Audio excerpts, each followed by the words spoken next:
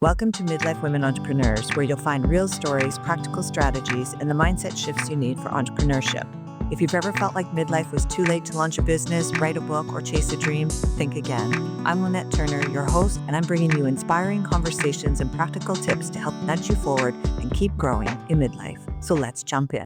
Okay, well, I have Amy Weinland Daughters with me today on Midlife Women Entrepreneurs. Amy, welcome to the podcast. Thank you, Lynette. I'm excited to be on and have a conversation. Yeah, so we met through your publicist. You're going to talk today about your book that you've written, which is super interesting. On our pre-call, I was like, oh my God, I love the concept of this book. It's super funny. And actually thought-provoking too. So not just funny, but thought-provoking. And I have a lot of questions for you and your whole experience of writing it. So I'm going to hand the floor over to you, and I'm going to give you an opportunity to give a little bit of a backstory on yourself. Tell us a little bit about the book, and then we'll get into it. Great. Yeah. Well, I'm a freelance writer and an author of 2 books and a speaker, but just to back it up, I went to university and got a business degree and spent about 15 years in the purchasing arena. And my husband's job moved us to the UK for 3 years. And I was written on the side, short stories. I thought my emails at work were funny and profound, about the company picnic.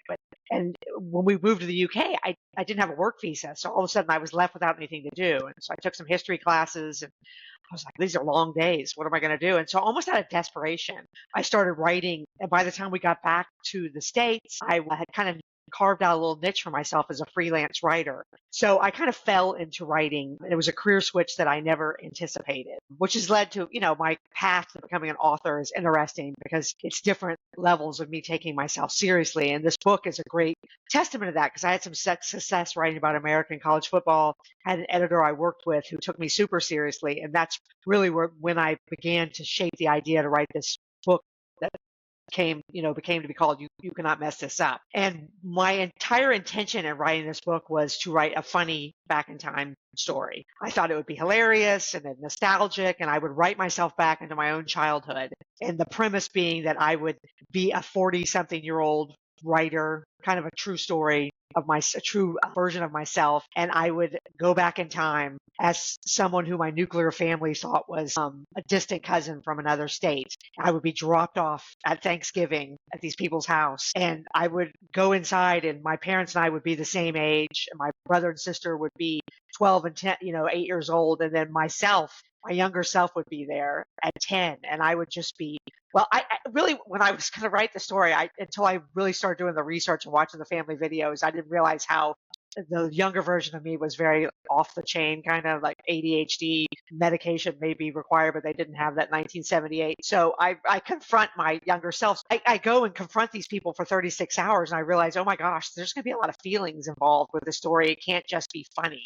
And so that's the premise of the book and how I got started with it. I know. Okay, so the book is called You Cannot Mess This Up, a true story that never happened. It's about you as a stay-at-home mom who unexpectedly finds yourself back in 1978, but you're not you, or you are you, but you're 40-year-old you looking at 10-year-old you as well. Is that right? Right. Yeah. Tell us a little bit more about that. Yeah, I'm midlife 48, 49 in the book. Okay. And so they, I'm the real version of myself, in my own head in real life, but they just think I'm a distant cousin from another state. They don't have the concept of Big Amy and Little Amy. Big Amy is the only one who has that perspective in the story. Yeah.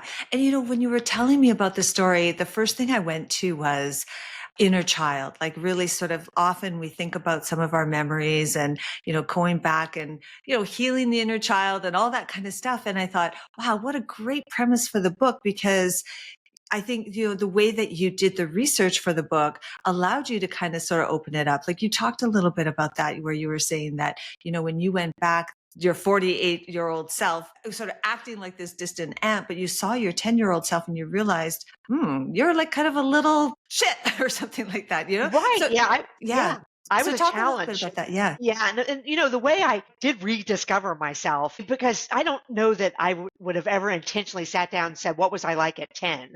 Maybe if one of my children would ask me, but I basically locked myself away in a hotel room for several weekends. It was like a 70s resort in outside of Dayton, Ohio. Guy showed up with the VCR and the tapes and all the photo albums, and I started watching myself, and I was like, "Wait a second," and that's in the book. It's very clear that I'm uncomfortable with myself, and the way that all got set up was me just watching these old, home movies and thinking, "Oh my gosh, she's off the chain," and really being embarrassed by myself, uncomfortable with myself. And that comes across very clearly when I first go into the house as this midlife woman, coming into my childhood home. I got back in touch with that girl, and my first thoughts of her were, okay, you've got to pull yourself together here, friend, because you're making a mess of everything. So you, in order to do research for the book, you went out and you found all of the old photo albums, the old tapes, the VCR tapes, as you call them. Well, and that's kind of what we had back then. And so you said what you did is you took the albums and you locked yourself in this sort of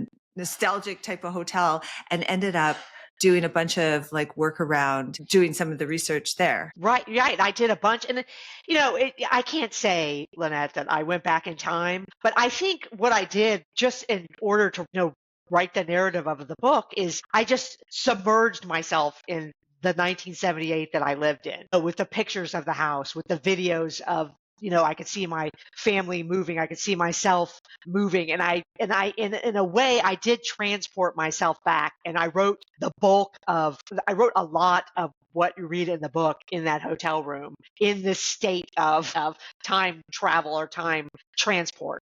And I think that's how I came up with the sense of actually being there. Right, right. And so what else did you do to research the book? Yeah, I have a love for nostalgia, and I have a love for, if I was going to be asked, I think people can be divided in two categories. Would you like to go into the future, or would you like to go in the past? I 100% would like to go in the past. I love history books. Yeah. History is a pastime of mine. And so I did a lot of research. So I did the whole submerge myself into my own personal past, but then I spent a lot of time in the Houston, because the book is set in the Houston, Texas area, the Houston main library, going through newspapers and periodicals, magazines. I bought stuff off of eBay from that time period.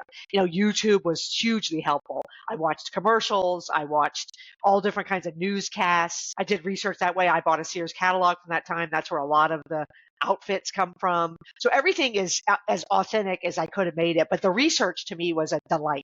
I mean, I loved doing the research, and it was funny. That's when the book got edited. There were so many things we cut out because I loved all of it. I loved, everything I did. I tried to shove so much stuff in there because that's the part I think, and that's what drew me to the topic of writing this book. I wanted to go back in time. I wanted to write about 1978. Right, right. And so when you were on that journey and you were sort of watching some of the videos and looking at some of the photo albums, what kind of memories started to stir up for you? Yeah, and that's the thing. It invoked. I mean, it brought up all these memories. These memories I had made as a 10-year-old. And I went into the book like we all. If you think back, like memories from my childhood, you're going to think back to things. And so I had some preconceived ideas in my head of what some of the memories were, like the things that stood out to me as a kid. But when I spent the time in that hotel room, and then on top of doing the research of that time period, like watching the commercials, watching some TV programs, looking at the TV guides, then of course that brought up more things that I remembered. And then as I wrote it, then even more things came up because your memories build on each other. Oh, wait, this is when that's happened. Wait, this happened. Yeah. And then so the book, the way I like to describe the book is it's really a memoir, but it's wrapped in this tortilla. It's like a burrito. So the Yeah. inside is a memoir, and the tortilla of fiction is the time travel. And it gave Right. me this it's almost like the perfect storm between fiction and nonfiction. Because Mhm. so I wrote the memoir part is, 90% of the book is probably memories I had as a kid. The dialogue is made up, but it gave me such creative license, within the confines of this memoir. And it also got me off the hook. So when people read it, they're like, oh, did she make that a part up, or is it real? Yeah. So it gave me some freedom that I wouldn't have had normally in writing a straight memoir. But so much of it is true to me. The memories are true to the 10-year-old version of myself. Right. And when we were chatting, we were talking two things. One is, you had mentioned that when you go back and you look at your 10-year-old self, that's truly who you are. And then it's time that sort of changes us. But we talked a little bit about sometimes our memories change as we age, and sometimes we can't control what we remember or how we remember it. So why do you think our minds lead us to these false memories or just different types of memories? Right. And that was a topic that I stumbled on non-intentionally, is that when I watched the things that were happening to 10-year-old Amy, I was like, and then the way she remembered what happened, I was like, wait a second, that's not how it happened. And as a 46-year-old mother of two, I would have remembered it totally differently, because she didn't have the life, the 36 years that separated us, and the memories and experiences that I would have perceived it completely differently. And we talked about that. And I really think that I remembered the things I remembered. We remembered the things we remembered. We held on to certain memories and remembered them in certain ways, because that's what we needed to survive and believe what our truth is on the other side of the memories. Oh, and I Yeah. think if they're false at all, they're false. I mean, I think it was the truth at the time that I remembered it, but they're false perceptions that we've clung on to so we can survive the adult version of ourselves. Yeah, and I love that part of that. You had also mentioned that, like earlier in our conversation, that our younger self doesn't have all the baggage we have now. So today we often say we did the best we could, and so we did the best we could with what I had, and that our memories can often make us act certain ways, but sometimes that memory might be a false memory kind of thing. Right, right. And I could definitely speak to that, because I was one person before I wrote the book, and I'm a different person from writing the book. And this trollop through time, this fake self-induced time travel, and this opportunity to look at myself through a different lens. I mean, there were so many emotional layers that happened because of this, from letting myself off the hook, to letting my mother off the hook, to hoping my kids let me off the hook. There were so many different layers to that, because little Amy did the best she could. Little Lynette did the best she could, Mhm. but that doesn't mean that that's absolutely the truth. That's the best for us right now in our adult, midlife bodies. Does that make sense? Right. Yeah, yeah, yeah. And so when you were researching for this combination memoir and fiction book, what kind of conversations were you having with your family? Like, if there's some things that, you could go back and you could ask, what happened here? What happened there? Or like you said, you learned a lot, you forgave a lot throughout the process as well. So tell us a little bit about that journey. Yeah, well, and it led to some really interesting conversations. My mom and dad were both living when I wrote the book. And so that was super helpful. And especially with my mom, I was interested because both sets of my grandparents are in the book, and they're very different. They come from different places. My dad's parents were these Midwesterners, jolly people, from Ohio. And the other people, my mom's parents were from Dallas, and they were more concerned what everyone thought. And there was a different approach to life.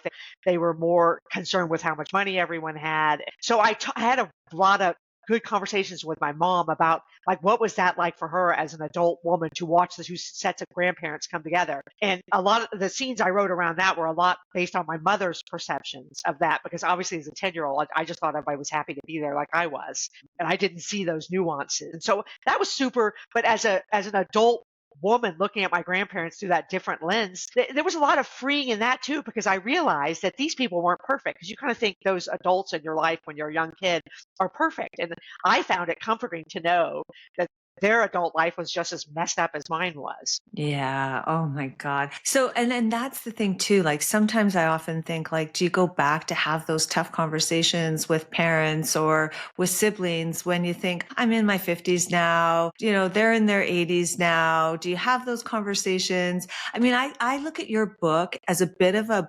blueprint to how somebody could go back and work on a different perspective of working on their inner child. I mean, the letting go of things of the past, moving forward, having tough conversations when, you've kind of avoided those conversations. Like I have conversations that I want to have with my parents, but I know I'll never have them. So yeah, like, so how did that work for you? Like when you said you had conversations with your mom and, you know, Right. your That was siblings. Yeah, and I think each of our situations are so different. It's hard to say what the right thing. I know because of this book, I had an honest conversation with my mother. That's the epilogue of the book that I would have never had without the book. And it was literally 4 minutes long, and neither of us are criers, and we both cried. And we did not Mhm. agree on all the finer points of the conversation. But the fact that we had it was so profoundly impactful on our relationship. And again, we didn't agree on everything. It's that I said out loud, here's what I remember. She had an opportunity to speak to that. And then we moved on in a different way after that. And that's just my experience. I mean, growing up in the 70s, we didn't Yeah. talk about our feelings and all those things. We didn't talk about any of that. But that's just one case. And I'm lucky because my mother is who she is. And I actually see my mother differently, not just because I got to see her trying to survive 1978 as a suburban housewife. And did she even want any of all the goodness Right. that we said that she had? She loved that. But I also saw her as a woman, as a human being that I didn't give her credit for being before that. And so I think maybe that's where some of the grace she showed me in accepting the story and sitting at the front of every book signing. I don't know. I can't speak to that, but I know that I'm related to this extraordinary woman who I didn't give all the credit to before I wrote the book. Yeah, no, that's good. And actually, now that when you're saying that, it makes me think like, did you put everything in the book that you wanted to put in the book, knowing that your family or relatives would read the book? Well, I guess I understood. I mean, this sounds, I understood they were going to read the book, but I didn't understand what that was going to do emotionally, like what that was going to feel like for me. Right. And I think I told you that when the book was about to come out, and it hadn't, like the advanced reader copies hadn't come out yet, but I was home for Christmas. I lived in Ohio at the time, and my family lived in Texas. And I went and had the book printed out, and put in the binders at the FedEx office. And I literally was driving out of town and dropped them off at their houses and was like, bye, I'm driving 17 hours. Drive by,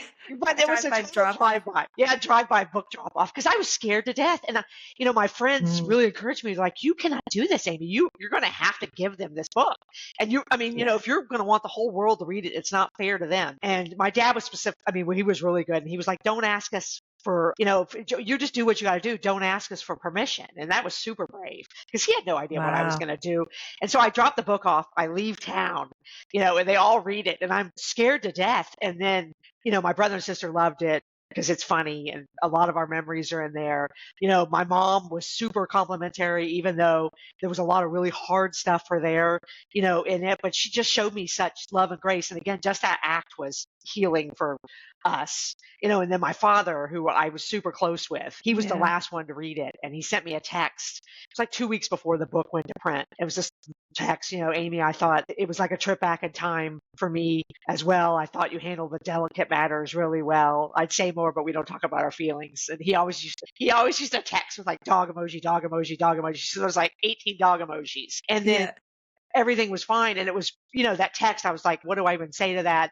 My best book review. But 2 weeks later, I mean, maybe a week later, he died very suddenly. And that was the last text I got from him. And it was what a gift, though. What a gift. Really, my friends gave me by telling me I was going to do the drive-by book throw, but what a gift that I got that last nod from dad, before the book came out. And now I forever for the rest of my life, I have his seal of approval on my story of our family. Yeah, and that must make you feel good as well. Yeah, Mhm. like I think about, many people out there probably would love to, I hear it all the time, especially at our age now. It's like, oh, I should write a book. I should write a book. And we all have a story of some sort in us. But I think sometimes we get held back because you don't want to say the things that you want to say because the people that are impacted are still alive and would read the book. And so I think that the way that you handled it by, you even said you went back to your old family home. On our pre-call, you talked about going back to your old family home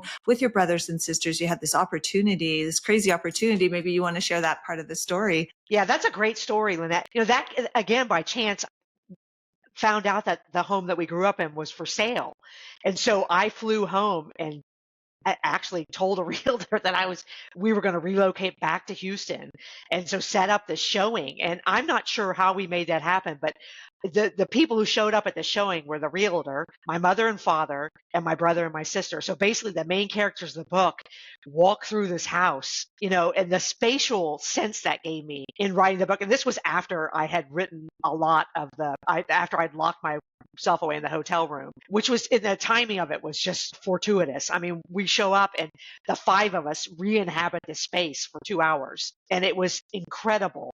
And it gave me a gift. One, I could see, my size. The house was much smaller than I thought it was. And then I listened to my family's reaction going through this house, and it was heartwarming. It was funny. And I used stuff from that visit, which was great. And that's one of the things I like the best about the story is that it's so relatable to everyone, because you immediately put yourself in the main character's shoes. But even in telling that story, if I heard that story, it'd be hard not for me to think what it would be like for me to walk through my childhood home with the major players. It's such an incredible opportunity. Yeah, no, for sure. So, okay, so I'm thinking I want to write a memoir, but I kind of like the idea of like, what you did there, where you put this sort of fictional aspects to it so that you could make up some fun and keep it fun and light. And it's not just this heavy sort of transformational growth memoir type of thing. How would somebody get started? I want to switch now to your journey of writing. I know you've written a lot over the years. You talked earlier about having a really good editor. Talk to me about just like the process of writing a book. Like, how did you keep your head in the game? Like, there's many times you probably could have said, listen, there's probably no book here. I'm just going to write I'm going to write this story just for fun for my family, or, just, yeah. Yeah. And it went through all those stages. I mean, all the stages and it went back to, I had an editor when I was writing about football, and I got on a call with him one day, and he was like, you're our top writer for college football. And I remember sitting there, and I'm not blowing smoke up my own butt here. I'm just saying this is what happened. And I remember sitting there thinking, because I think we all, and especially as women, the imposter syndrome is a real thing, and I had created this niche for myself out of nowhere, out of desperation to do this writing. And I remember sitting there thinking, wait a second, maybe there's something to this. And so that's when I took the book idea seriously, and I sat down, and I think the only way, first of all, I don't think as a non-trained writer, I think you can probably get a book on how to write a book, and there's probably a format to follow. But what I would recommend, and what I recommend to people, is it's kind of like the way you study. You have to do it your way so it works for you. And that sounds like I'm letting myself off the hook, but I mean, that's completely true. Are you going to handwrite it on a yellow pad? Well, then that's what you should do. Are you going to type it on an actual typewriter? Well, do that. Are you going to do it on a word processor? Well, that's the right way, because it's such a creative process, especially if you're going to write about something personal. You have to do it your own way. And what you have to tell yourself is there are no rules to this. I'm going to run this. This is my show. And it's so personal that you don't have to tell anybody how you're doing it, really, unless that's what you want to do, is tell everybody how you did it. But you have to do it your own way. And this is another oversimplified statement I'm going to make. The way you write a book is page by page. The way you write a book, and if you write for 30 minutes, or your thing is you can go all morning, or and it doesn't, you don't have to be a writer. You just sit down and start writing, when I think about the journey of writing this book, I can 100% not believe I wrote a book. I look back and think, how did that even happen? Because that's how it happened. It was one page at a time. It was believing in my own crap for 15 minutes at a time. And that's really how the book happened. I think that's how books happen, especially first books, even second books, is you just believe your own crap for long enough to sit down and do it. I love that. Believe your own crap, sit down. But it's true. I think, I've kind of started the like just journaling, not journaling, like voice noting. Right. Almost every day, actually, every night. I probably do it 5 times a week for sure on average. Sometimes it's 7, sometimes it's even twice a day if something's interesting happening. I don't even know what I'm writing about. I'm just like journaling my journey here. And the last sort of 4 years of my life, the last 3 months of my life. But I think you're right. I mean, so many people will say, start with an outline, get an outline going. But then I feel like you kind of can get a little bit stuck there when you're thinking, like, when you thought about the idea for your book, are you just thinking like, I'm going to do this memoir, but I don't know how it's going to turn out? And then you started to collect all that research, the photo albums, the videos, talking to your parents and stuff. And then did you just start writing, or were you writing along the way? I was writing along the way, and I think if an outline works for you, that's great. And I had, in this book, I had the end in mind the whole time. I knew how I wanted to end it, but that's all I knew. So then I wrote the beginning, but the story developed as I wrote it. And then I relied on that research. Like I knew what tools I needed while I was writing it. And I went back Right. and like I'd be writing it and then I'd pull YouTube up and watch like 74 commercials until I got the one I wanted to write about. And that's Okay. kind of how it came together. So there was a structure. I mean, there was a basic structure and then I went back and filled stuff in. But I mean, it all happened very naturally. That's why I am a proponent of an organic approach to writing or creativity, because I think that because for other people, like if I think about like how my husband would have handled it would have been completely different, but he might have come up with the same result as in a book that, eventually with help from other people became a product that someone may or may not want to read. But I mean, like a marketable item, I guess is what I'm saying, but I Right. think that's why you have to trust yourself and there has to be an inherent confidence that we're not born with to do that. Yeah. And I think that's what's important about podcasts like yours is that we encourage each other, on the Hmm. journey to getting there, to do it our own way. Because what's inside of us is so important, to encourage each other to rely on that. Because that's the bigger story here. The bigger story is relying on your own inside. And there's a great story about Mark Twain, the great American storyteller, and he became a writer. He wanted to write about something important.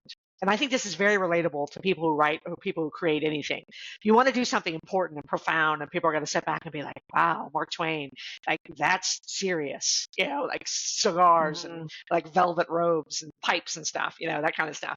But what he was drawn to, like his whole life, he was drawn to, he was drawn to scenes from his own childhood and he remembered details about his own childhood and his experience of growing up on the river. But he was like, that's boring. Like, who's going to want to do anything about this childhood stuff that I know?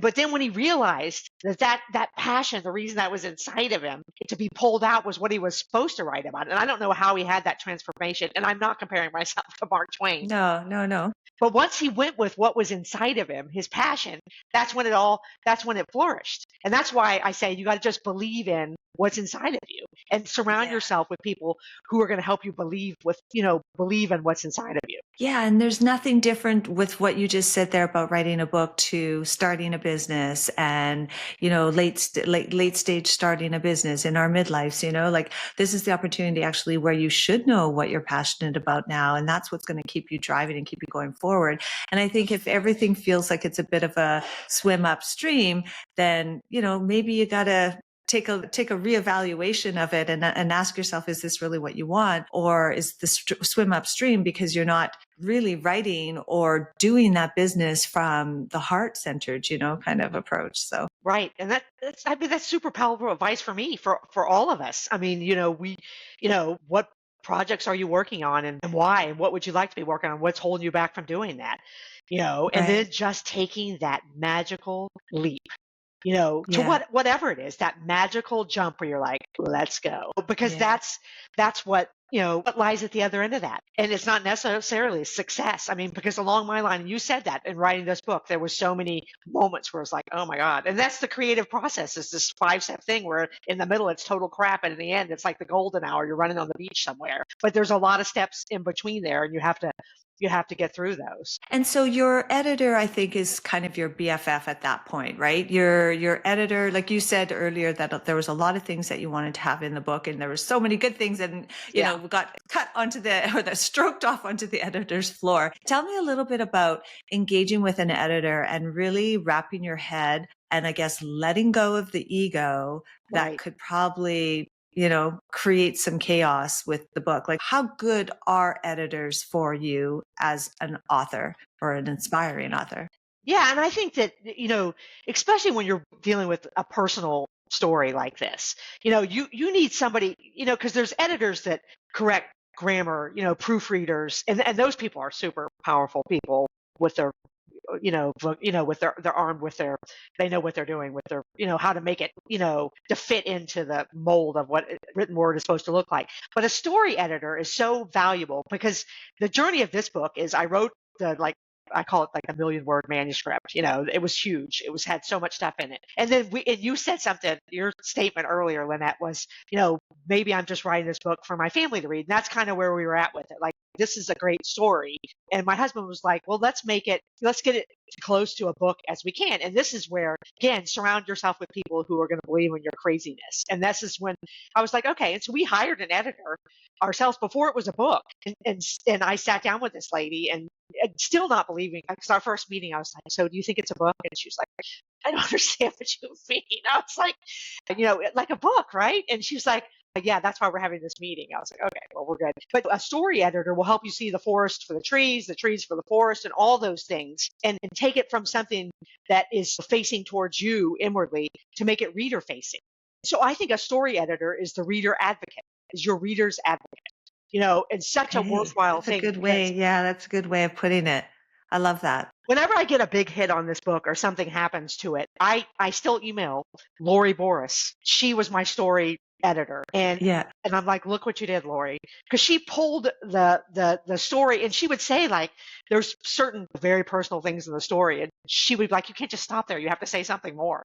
You can't just lead the reader on and not give them more. I think the universe gave me her to be the reader, you cannot mess this up's reader advocate. And so a lot of the credit goes to Lori. Yeah, no, and that's a really good way of thinking. I never thought of it that way, but the story advocate, like, that's excellent. I love that. That's such a good concept. Okay, so what you got another book coming there, Amy, or what's next for you? Yeah, well, I have another book, but that's about, it's nonfiction. It's about this incredible letter writing journey I went on. But I'm working on a humorous historical fiction. So I'm going to shoot between the two topics. And what I'd like to do is write something because I think historical fiction is so well done, and I like history again. But I want to write something that's kind of like meaningful, but yet kind of hilarious all at the same time in that genre. That's what I'm working on. Okay. Well, just in full transparency, Amy, for all the listeners, Amy and I met way before I could get enough time to read the book. I haven't even been able to go get the book. So we met, we got introduced, we met, and we were recording. So I can't wait to read the book. And I think that, as I had mentioned, just from talking to you on our pre-call and talking to you even now, I still think that your book is a really good blueprint to follow for somebody who is kind of wanting to go back and rediscover their childhood and go back and really find out who you are, find out who the person was back then, because as you said, that's such a strong foundation to who you are today. So, and I think we often forget that, especially as we age. So listen, I can't wait to bring you back for your second book. And I just really appreciate your time today, Amy. Just let everybody know where they can find your book. Yeah, if you go the book is available wherever fine books are sold. I like to say that as an advertisement. But if you go to amydaughters.com, that's everything, the links. And, I like, independent bookstores. You can go to bookshop.org and get the book, and that supports, a small business somewhere. But I mean, obviously it's on Amazon and everywhere else. So, but yeah, if you go there, you can, that all things about me are there on amydaughters.com. Okay, that sounds good. Well, thanks, Amy, and we will talk to you soon. Thank you very much. Hey, it's Lynette. Thanks for listening today. Please like and subscribe. And if there's somebody out there that you think could benefit from the episode, give it a share. Midlife is your time, so go get it.